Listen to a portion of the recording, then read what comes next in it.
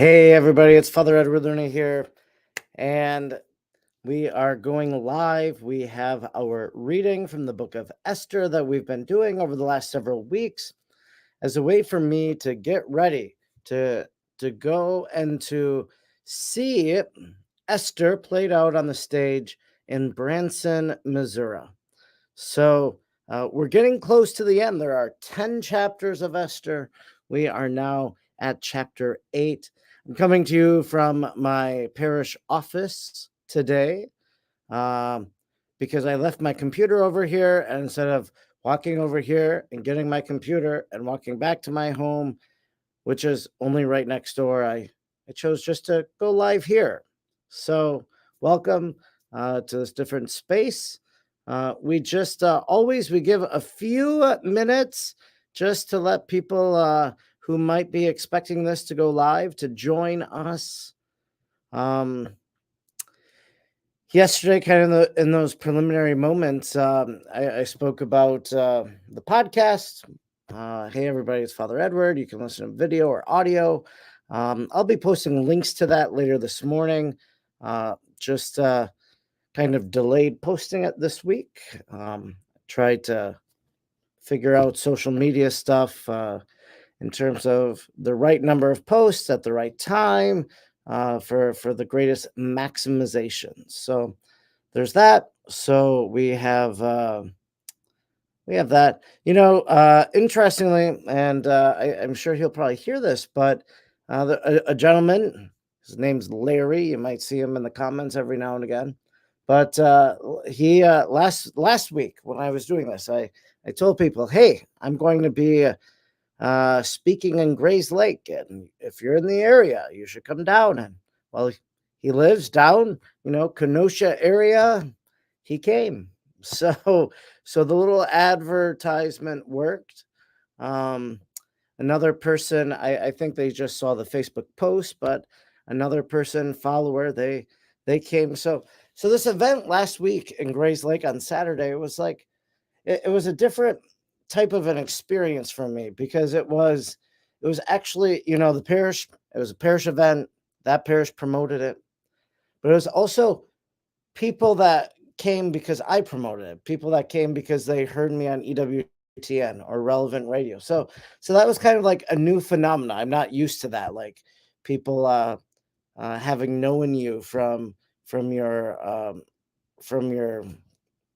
media appearances, etc. So it was a great event. I'm looking forward to next month in September being in Kewaskum. I'll be speaking at the parish there on a Thursday night.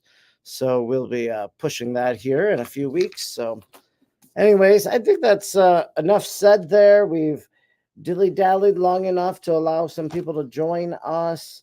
And we can get started right here with the book of Esther today. We are reading Esther chapter 8. And as I mentioned yesterday, in the Bible here, it's like one column, two column. There's a third column here. So if you take the third column there and the quarter of a column there, it's 3 columns today. So quite a lengthier read. And we do have some sentences. We have about 25 sentences that are italicized, meaning that they do not appear in the Hebrew text of Esther, but they do appear in the Greek Septuagint and the Latin Vulgate. As I just look at the heading of this chapter. So, we've been all over. Yesterday, Haman was hanged. Haman, who plotted to kill Mordecai, ended up really dying on his own sword, in a sense.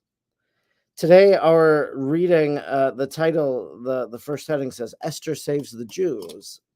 So this is really kind of, I would call this the heroine story, right? So like, here we have Queen Esther. We have a book about her in the Bible. This is her hero story right now as she does what she does. So chapter 8, Esther saves the Jews.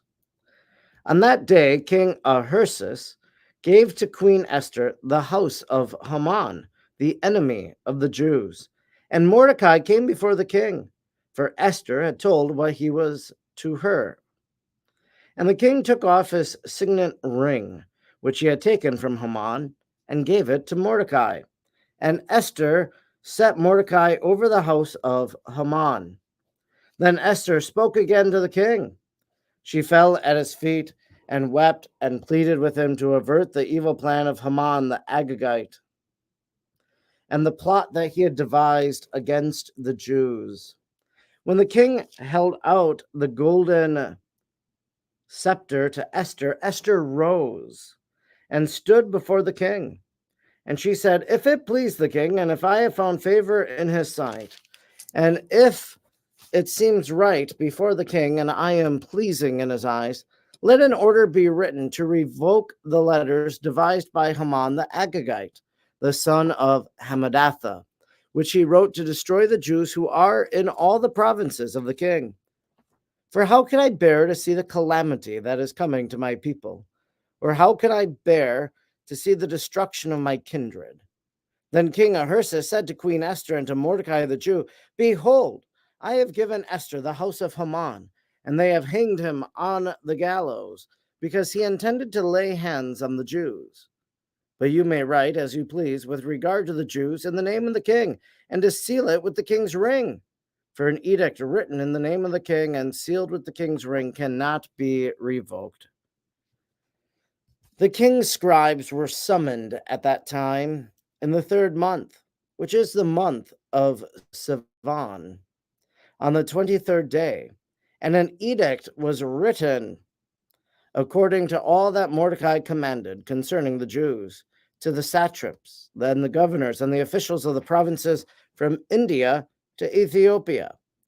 127 provinces, to each province in its own script, and to each people in its own language, and also to the Jews in their script and their language. As he wrote in the name of King Ahasuerus and sealed it with the king's signet ring, then he sent the letters by mounted couriers riding on swift horses. They that were used in the king's service bred from the royal stud, saying that the king allowed the Jews who were in every city to gather and defend their lives, to destroy, to kill, and to annihilate any armed force of any kind of province that might attack them, children and women included, and to plunder their goods on one day throughout all the provinces of King Ahasuerus on the 13th day of the 12th month, which is the month of Adar. The decree of Artaxerxes. The following is a copy of this letter. The great king Artaxerxes, to the rulers of the provinces from India to Ethiopia, 127 satrapies, and to those who are loyal to our government, greetings. The more often they are honored by the too great kindness of their benefactors, the prouder do many become. They not only seek to injure our subjects, but in their inability to stand prosperity, they even undertake to scheme against their own benefactors. They not only take away thankfulness from among people, but carry it away by the boast of those who know nothing of goodness. They suppose that they will escape the evil-hating justice of God, who always sees everything. And often many of those who are set in places of authority have been made, in part responsible for the shedding of innocent blood, and have been involved in the irremediable calamities by the persuasion of friends who have been entrusted with the administration of public affairs. When these people, by the false trickery of their evil natures, beguile the sincere goodwill of their sovereigns. What has been wickedly accomplished through the pestilent behavior of those who exercise authority unworthily can be seen not so much from the more ancient records that we hand on as from the investigation of matters close at hand. For the future, we will take care to render our kingdom quiet and peaceable for all people, by changing our methods and always judging what comes before our eyes with more equitable consideration. For Haman, son of Hammedathos, a Macedonian, really an alien to the Persian blood and quite devoid of our kindliness, having become our guest, so far enjoyed the goodwill that we have for every nation, that he was publicly proclaimed our father,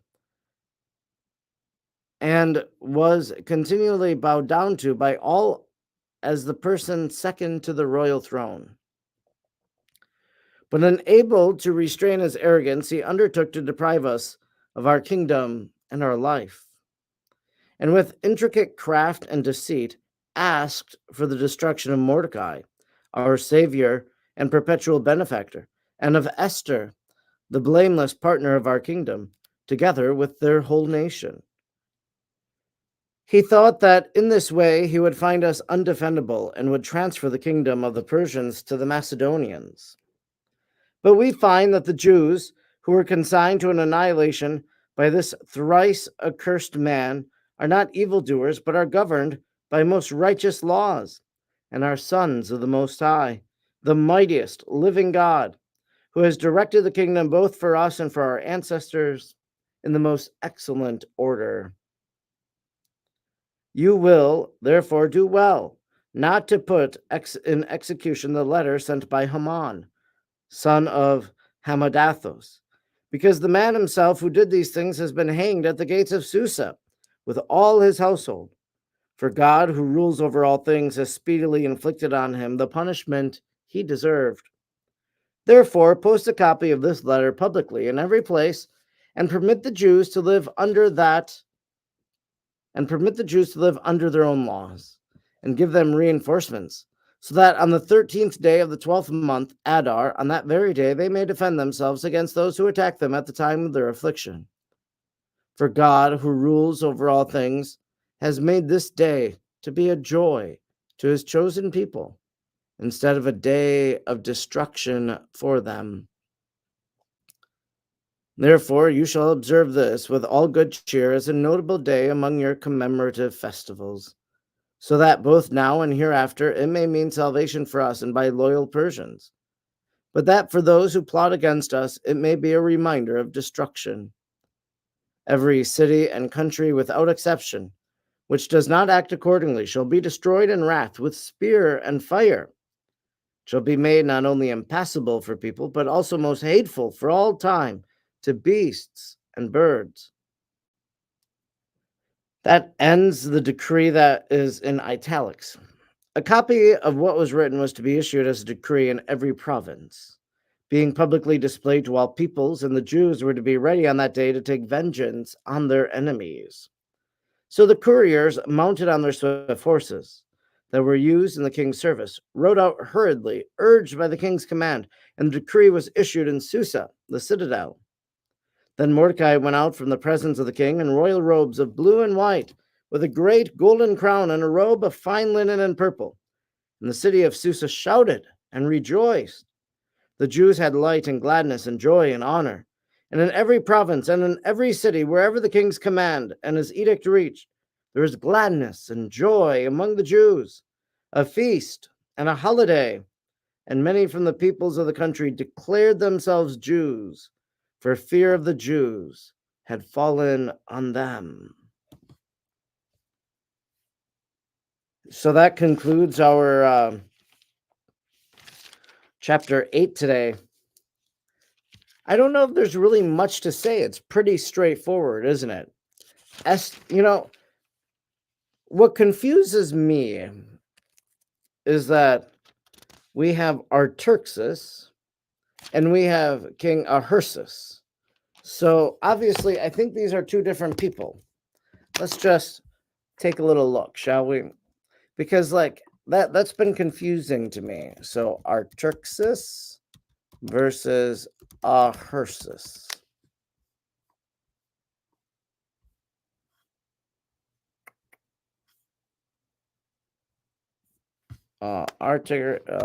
Esther, let's put Esther, Ahasuerus, and Artaxerxes. Who was the Persian king? It seems like other people have been. Are Artaxerxes and Ahasuerus the same person? So I just want to let you know that this confusion of mine is something that has been asked about online. Let's see what people say. And I could, I'm looking at my bookshelf and I have lots of biblical Bible study books over there, but they're the same name, but there has been more than one king with that name. and Jews never use the name Artaxerxes or Xerxes in regard to the book of Esther. We use the name Ahursis, which is based on the. Why are they interchangeably used in this version? Which is how it is written in the original. The Hebrew name came from, refer to different historical figures, but they can sometimes cause confusion due to the appearance in biblical texts.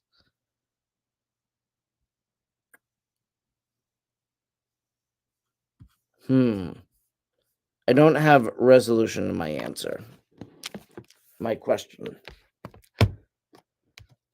But anyways, what we have is a very straightforward reading. Esther goes to the king. Esther asks the king to reverse the original decree. The king does reverse the original decree. We get all of it. The king even recounts the fact that Haman, who was responsible for the decree, that he has been done away with. So it's very, like I said, a very straightforward, understandable, we know what happens. I think kind of the profound thing here is Esther, she's the queen, and I keep mentioning the queen mother and the role of the queen, but the role of the queen to advocate. And here she is advocating, interceding, if you wish, on behalf of her people. The king, pleased with what she asks, the king does as she asked. You can almost see this, playing out. You can almost picture it, Esther pleading, But then, after the decree is written that we heard, a copy was written and to be publicly displayed. So the couriers, mounted on their swift horses, and they were used in the king's service, rode out hurriedly, urged by the king's command, and the decree was issued in Susa, the citadel. So you can almost picture this. Here's the decree. It's reversing something that's already been sent out. So they have to go so that people don't begin acting on the original decree. So they go, they rush. You can almost envision this. It's like the scriptures being played out in our mind's eye. Them going off to announce this good news. One of the things I remember learning about the Gospels in one of my scripture classes was that when it says, a reading from the beginning of the Gospel of St. John, or this is the Gospel of Mark, or like he'll write that in like the first verse. The Greek word, and this is what I was told, the Greek word is evangelion. And so the word evangelion means, so like in a literal historical way, evangelion was the sending of the message that a battle had been won. So, there wasn't the internet. There weren't ways to communicate. I always think about the American Battle of the New Orleans and how there already was a peace treaty, but this battle happens because the treaty and the agreement of peace was not known by the people. And so they just continued doing as they believed they needed to do. So, but evangelion, this message going out. So they would send these messengers like Esther and the king are sending out. They would send, here, the battle is over. When it comes to the gospel, the evangelion, well, the battle with sin and death are over because of the good news of Jesus Christ. But I kind of, thinking of that, I kind of relate that here. The king sending out his messengers to make known something to others. Not a battle, but the decree is over. So Esther is a heroine. Esther saves the Jews by making a simple request, by using her favor with the king. Next week, we have chapters 9 and 10. So I think that'll be interesting just to kind of see how this concludes now. I do notice a comment. Wendy says, I watched a DVD yesterday of Esther done in a play form at Branson. So I'm assuming that that's the same play, the same production that I will be seeing in just 2 weeks from now. I'm glad that you enjoyed it. And, if you've been tuning in, I would just be curious, uh, having come to understand like Queen Vashti and Queen Esther and Mordecai and Haman and all this, if knowing the Bible story and what we've read, if that helped you as you watched the play unfold on that DVD. Well, anyways, that's all I have for you today. Thanks for tuning in. Thanks for watching. Thanks for reading and reflecting and allowing really the Word of God to come alive for us. To maybe read a book of the Bible that we wouldn't necessarily be prone to read. I think we're always drawn to the Gospels. We're always drawn to certain biblical texts. But Esther, probably not one of those high priority texts. Well, thanks so much. We'll see you again next time. God bless you.